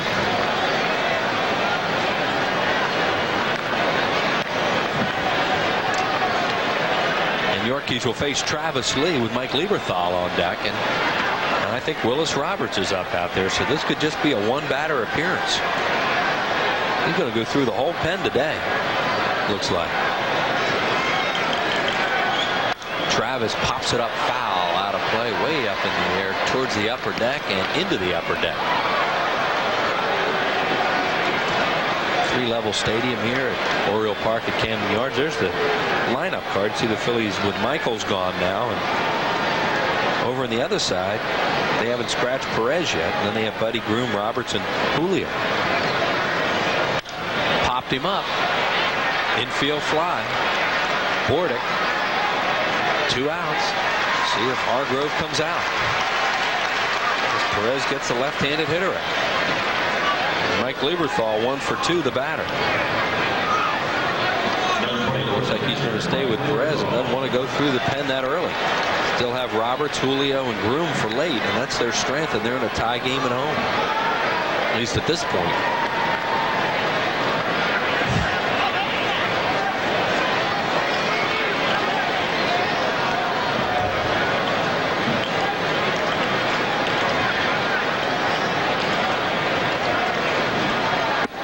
Outside, ball 1 to Mike Lieberthal, who loves to hit in this yard. Well, the lineup the way it is too, with Larry Bowa putting it this way, makes it a lot tougher on the opposing manager. I mean, there's some decisions to make for him. Right, that's the idea. That's where we pointed that out. How it's right, left, right, left. Michael's at second, Rolen at first. In the dirt with a splitter. 2-0. And Larry Bowa has broken it up so you don't have back-to-back hitters from the same side of the plate, and he did it for a reason, because they are very tough out of that pen late. There's very little that Phillies manager misses.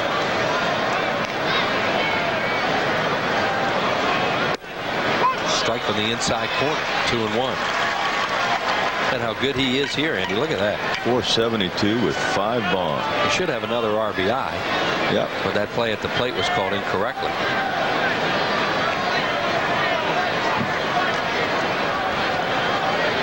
Outside, 3-1. Marlon Anderson on that.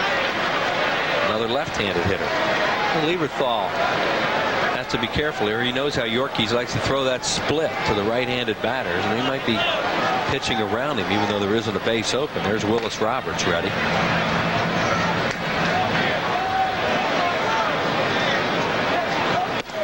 He walked them, and they are loaded for Marlon. Third walk of the inning given up by Baltimore pitching. The Phillies only have 1 hit in this inning. Scott Rowland's RBI single. So it's not a pretty rally, but they have them loaded with a chance to take the lead.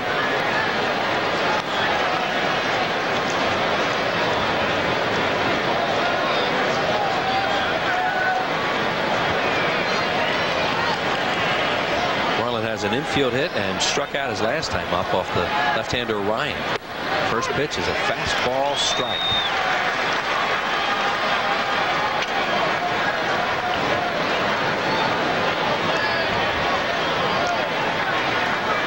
Michaels at third, Rolen second, Lieberthal at first in a 4-4 game.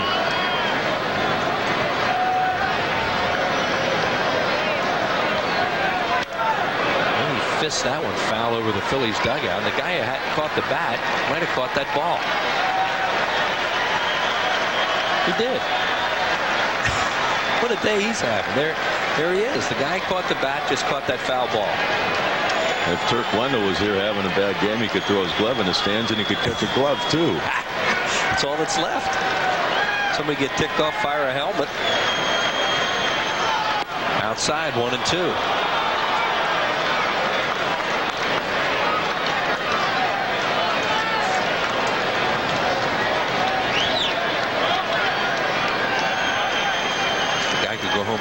Golden Glove. That'd be someday, huh? 1-2.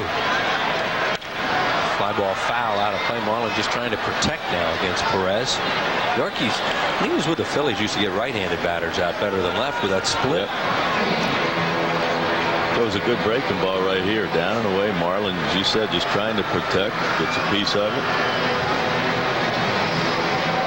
He's looking for a 2-out hit here. They scored 3 runs in the 4th inning with 2 outs. And they scored 1 run in this inning with 1 out.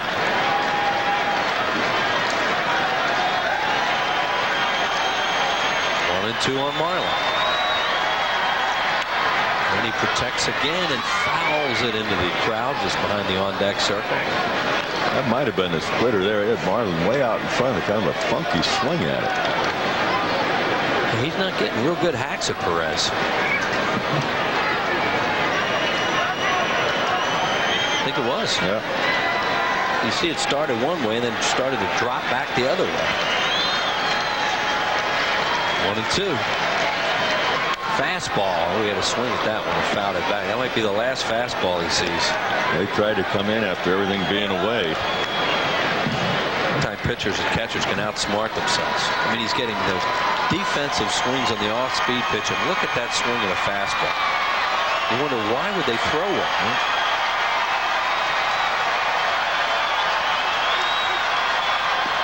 Is up there. What a good play by Fordyce on an off-speed pitch. 2-2. Ricky Leday on deck. There's the potential go-ahead run for the Phillies at third base. Jason Michaels. And there's Leday. Willis Roberts up in the pen, the right-hander.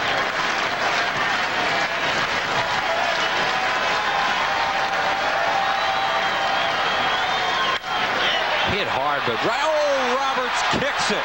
Wow, what a break.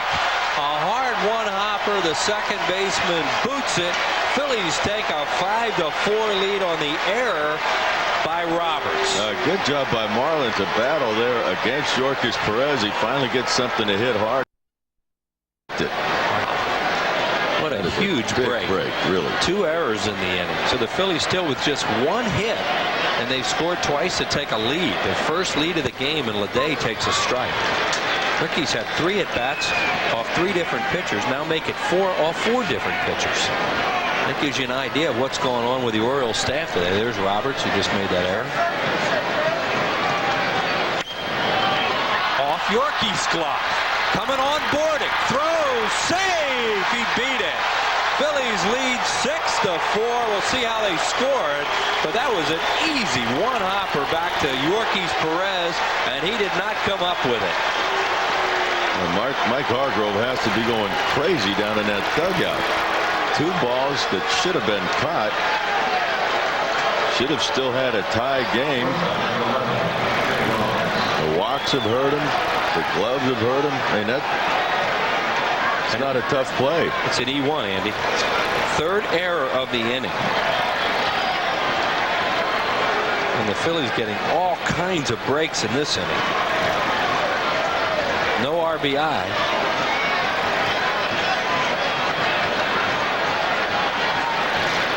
And Jimmy, the batter, takes a strike. And Mike Lieberthal at 3rd. Marlon Anderson at 2nd. Ricky Leday at 1st, and the Phillies have batted around and still only have 1 hit in this inning. If you're the Orioles, this is really ugly. Squibb down the first baseline, foul.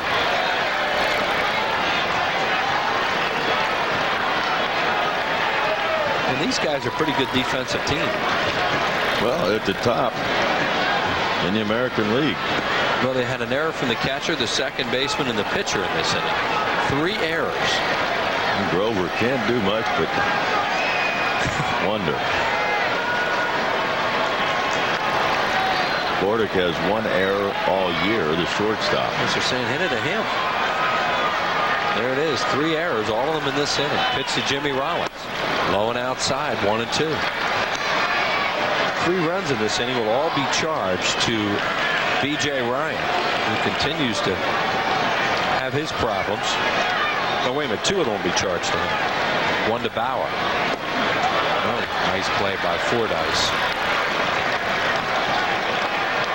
2-2. There's Mike Lieberthal, the runner at third, Anderson at second, and over at first, Ricky Leday. 2 balls, 2 strikes on Rollins. A hit here would be sweet. Got it. He struck him out on a fastball away. Phillies bat around in that inning. They scored 3 runs on 1 hit, 3 errors, and leave 3. We are through 5 and a half. Phillies now lead by 2. 27-year-old right-hander Willis Roberts comes in out of the bullpen. He's pitched well for the O's this year. This is his 37th game. He's won 5, lost 2. An ERA of 1.65. He has a save. 43 2/3 innings, 37 hits, 8 earned runs. He has struck out 24, walked 19. Opponents hitting just .230 against him. And Burrell will be the first one to face Willis Roberts. Burrell's faced him 7 times. He is 0 for 4. Roberts has walked him 3 times.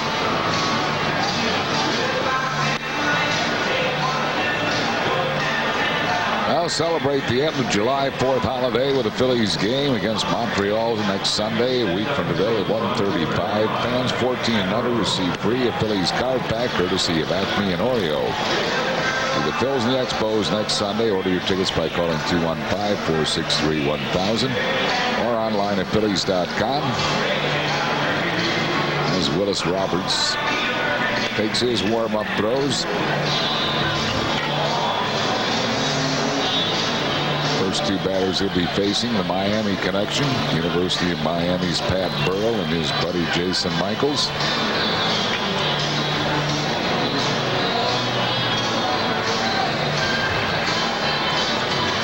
Burrell's 0 for 2. He has grounded out, walked and scored a run and flied out to right.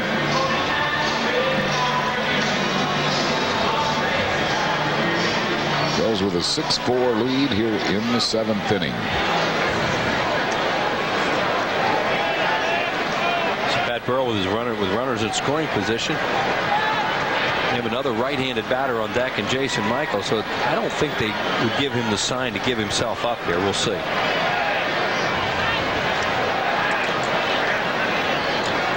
Plus you have a 2-run lead. 1 strike to Burrell.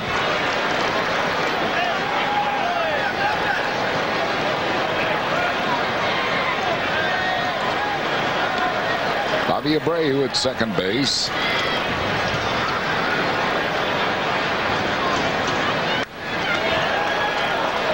Back a fastball, no balls and 2 strikes to Pat Burrell. And that made it obvious that he did not have the hit the other way on the way he went after that. But he probably chased the pitch out of the strike zone.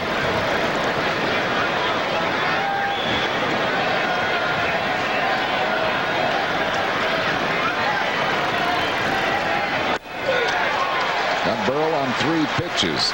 So Burrell goes down swinging for out number 1. Time now for today's Citizens Bank Now for your Citizens Bank, not your typical fan. Each game will scan the crowd to find a fan or fans who set themselves apart from the rest. Well, this guy said someday. First he catches Jason Michaels' bat. What a play. And then he caught a foul ball. And there he is with his kids just hanging out. Larry Anderson said if Turk Wendell was here, he might have thrown him a glove. He'd had a ball, bat, and glove. That'd be someday. Maybe somebody would get ticked off and bounce a helmet at him. Not your typical fan, brought to you by Citizens Bank. Jason Michaels got that back.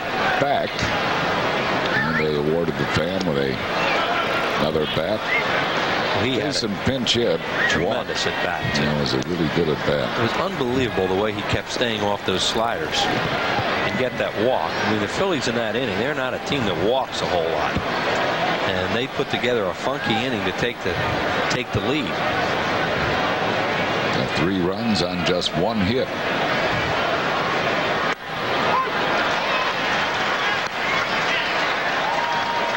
Roberts in front of Michaels, 1 ball and 2 strikes. Willis Roberts is tough out of the bullpen. We saw him as a starter, and he was pretty good there, but he's got good stuff. Back up the middle, base hit, center field. Bobby Abreu will score. And the Phillies have a 7-4 lead on the RBI hit by Jason Michaels. Great job of hitting with 2 strikes. He didn't try to overpower anything. That was a good pitch he hit. Put it into play. It was one of those seeing eye hits up the middle. But what an at-bat again. Fastball down, right back through the middle. Both the infielders dive and can't keep it in the infield. And Jason Michaels just continues to help this team. And a tremendous job off the bench for the Phillies. It's now 7-4. The batter Scott Rowland, who's had a big day. 3 for 3 with 3 runs batted in.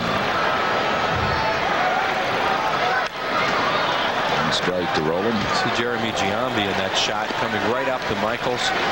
Jason pinch hit for Giambi and has done some good things since he's come into the game. And there's Giambi right there, had a tough day with some strikeouts, and he was congratulating Michaels.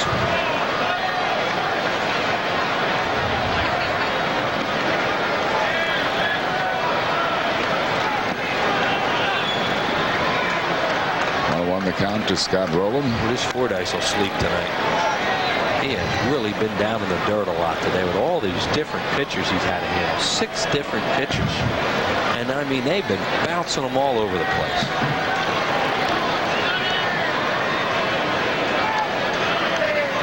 And he had a home plate collision. Whoop. Jason Michaels picked off. Michaels picked off first base. Yeah, he looked like whether he was going to run or not, I don't know. Probably not. It looked like he was just trying to get a lead, and he flinched, and Roberts, just as he flinched, made a perfect throw. Right there, he flinched, and now he can't get back. Watch here, watch him flinch. See, just a little bit of the weight going the other way, and he got it.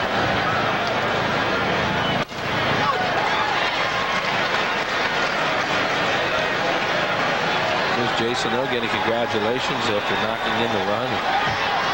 Getting a little ribbing there.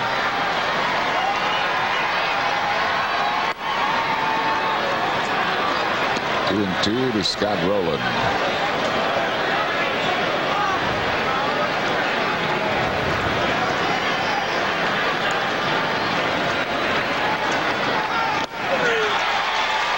Goes down swinging. That'll retire the side. The Phillies get a run here in the 7th. They do so on 2 hits, no errors, and none left. Stretch time. We go to the bottom of the 7th. 7-4 Phillies. Our Dodge Stump Fans Trivia Quiz today. Legendary batting coach Charlie Lau spent most of his career as an O's catcher. What was his lifetime batting average? Well, it was .255. Aaron McGee from Haddonfield, New Jersey, was the first Phillies fan with a correct response. Congratulations, Aaron. You're the winner of 2 tickets to a Phillies game. Thanks for playing. Dodge Stump the Fans. Phillies, the Phils on top 7-4. Travis Lee will lead it off for the Phillies. Lee 1 for 3 with an RBI. The way Jose's been going right now, there's nobody out in the Phillies bullpen. Of course, with the DH, you don't have to think about hitting for him. So Larry Bowa might be thinking about 3 from him if he can get through it, and then using Mesa. Here is Mesa, who hasn't been in a game for a while, and they would love to get to a point to use him today. Well, if they get more runs. Well, he thought he was in a save situation the other night and didn't get called into the game. But it wasn't. No, we had to go talk to him about that, and that wasn't real pleasant. The tying run must be on deck for it to be a save situation. That never came about. No. And Jose thought he wasn't quite sure of the rule.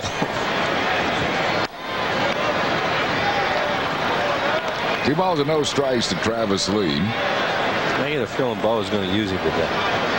Even if it's not a save situation? He's a pitch for a while. You know, he's rested and ready to go. 3-0 to Travis Lee. Trust me, he would love to get to that point with Larry Bowa where he would have to make that decision. The more runs, the better in this place.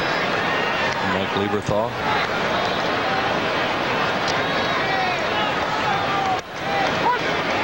Now let's get this one over. 3-1. Travis Lee has hit a home run off Willis Roberts. He is 1 for 5 lifetime. A home run off this right-hander. Full count. This guy's got good stuff. I mean, he throws fastball really hard, slider, split. He's turning into a heck of a relief pitcher.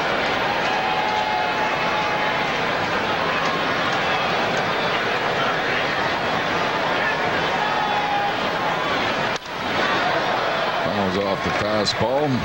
Got that fastball up there at 97. That's what I mean. I mean, this is the pitch before that was a 3-1 split at 88. Right. I mean, he's got way above average stuff coming out of the bullpen late. Hard stuff. Maybe he just threw too hard to be a starter. Nailed to dead center field, but Matthews makes the grab right in front of the warning track. One down here in the 8th inning. Sunday, August 4th, when the Phillies take on the Los Angeles Dodgers. A great giveaway item for youngsters 14 and under. A replica Bobby Abreu home jersey, compliments of Pico Energy. It'll be August 4th against the Dodgers. Order your tickets by calling 215-463-1000 or online at Phillies.com. Bobby's had another good day, and he's had quite a road trip. These fans here, a lot of them have come down again. We'd like to see the Phillies win 2 out of 3 with a come from behind win today. Mike Lieberthal is 1 for 2. He's grounded out, singled, and walked.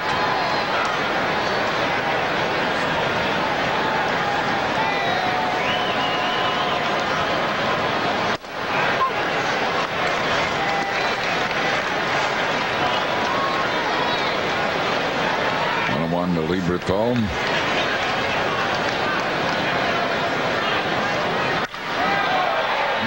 Really hits at this ballpark.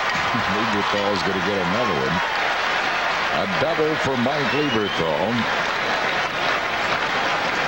He likes it. He sure does. He missed the series last year, so you're dealing with 3 games that he hasn't played here.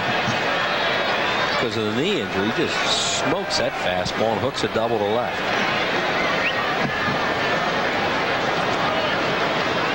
Lieberthal at second base with 1 out for Marlon Anderson. Anderson is 1 for 3. Infield single, struck out, and was safe on that costly error by Brian Roberts that gave the Phillies a lead.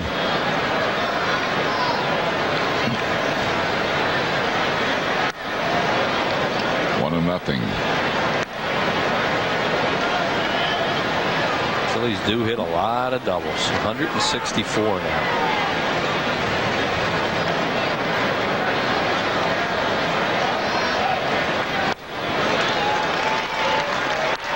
On the count to Marlon Anderson as he missed the splitter.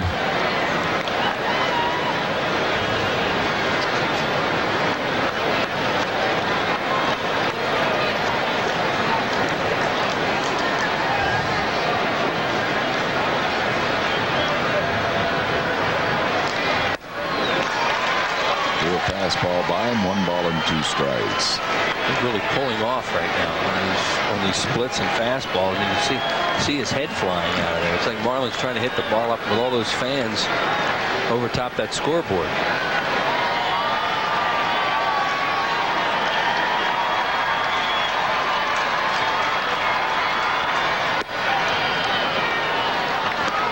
Wide, 2 balls and 2 strikes. Marlon's a good hitter, and they would really love just a base hit out of him here. Try and get Lieberthal home and get another run.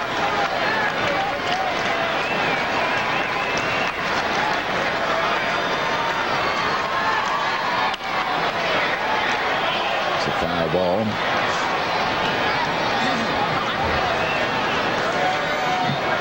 So it's still 2-2. And this will be by far the longest game of this series. 2:30 on Friday, 2:40 last night, and coming up on almost 3 hours right now.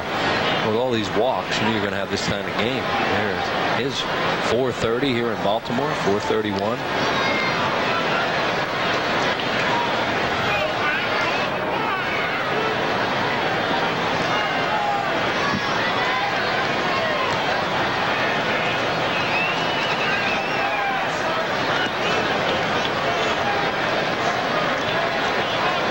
For the Orioles, a lot of pitching changes. Their starter Sidney Ponson had to leave the game after 2 innings. Well, that's break number 1 for the Phillies today. I mean, a lot of things have gone right to this point.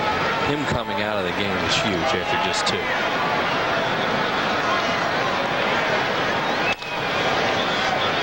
Another foul ball skips into the stands. Still 2-2 to Marlon Anderson.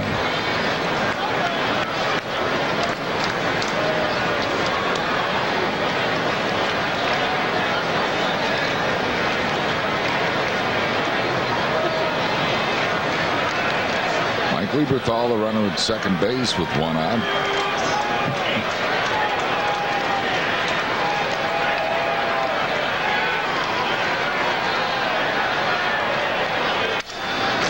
Ground ball squirted up the middle. Roberts. That's Marlon Anderson. Nice play by Roberts. Lieberthal moves to third for the Phils. 2 down now. Well, tomorrow the Mets will be at Veterans Stadium. Mike Piazza and company. Brandon Duckworth on the mound for the Phillies. Sean Estes goes for the New York Mets. We'll be on Comcast Sportsnet tomorrow at 7 o'clock. The Mets play tonight at Yankee Stadium with Traxel.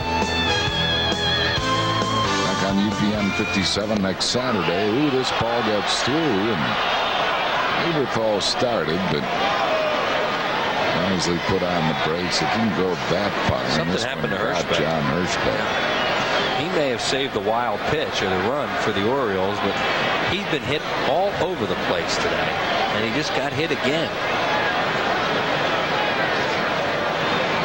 Hit him on the arm. He has had a tough day back there. He sure has. You mentioned Fordyce with all the balls he's blocked, but watch this one. Oh, he just boxed it through his legs, and then it hit the umpire. In the tender area. Especially on a 100-degree day like this. Here you see Mike Lieberthal knows that that's going to be a wild pitch, and he would score, but it hit Hirschbeck. Really is a ball that should have been caught by Fordyce. It didn't even hit the dirt. Well, he caught it wrong. I mean, he tried to come down on it and missed it, as opposed to turning his glove the other way. Hirschbeck's good umpire. I mean, he missed that play at the plate, but he's had a long day behind there with all these walks. See if he'll continue behind the plate. I don't know if one of his mates will take over back there. Hirschbeck assures them that he's okay. Well, there's a little humor down there now that he's okay. Wasn't real funny what had happened to him. The umpire had to leave the game in St. Louis today. Home plate umpire Kerwin Danley had to leave the game because of heat exhaustion. Now, if you were to look at an umpire who might have the best body, physique of any umpire, he's right there, isn't he? Kerwin Danley? Yeah. He's always got those sleeves rolled up, the gun sticking out, so the heat got to him today. Yeah. On one strike to Ricky Leday. Well, you feel sorry for Hirschbeck. I mean, that ball was low there, and he flinched. Can't blame him. 2 balls and a strike.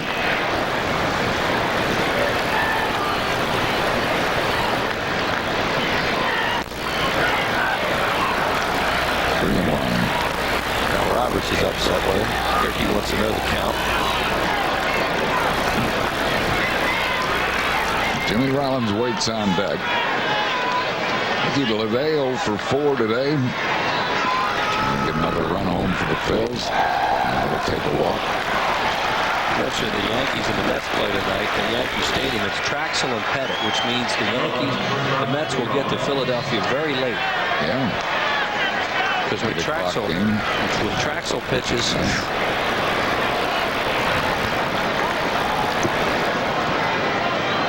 runners at first and third now with 2 outs. Jimmy Rollins is 0 for 4 today.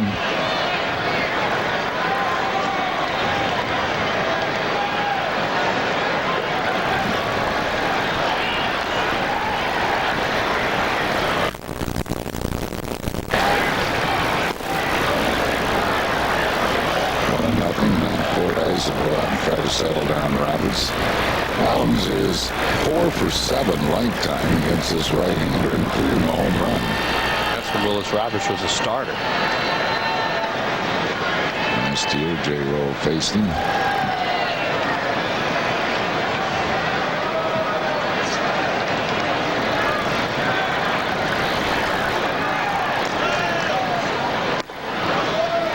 Two balls and no strikes.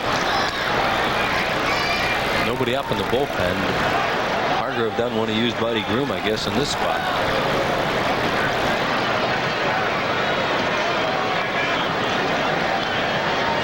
The You wonder why not. He wouldn't have him. You wonder why he wouldn't have him up for a break. All back. 2 balls and a strike.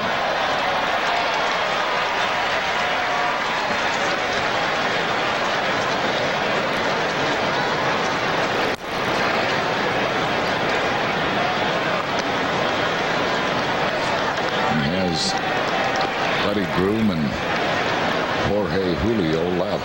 Can't help but notice out in the bullpen, the Orioles have a fan going and the Phillies don't. Knocks him up, foul, out of play. They got a big old fan blowing right at their bullpen, and then the Phillies bullpen above. There's no fan. Look at this. See that fan? Home field advantage. Sure.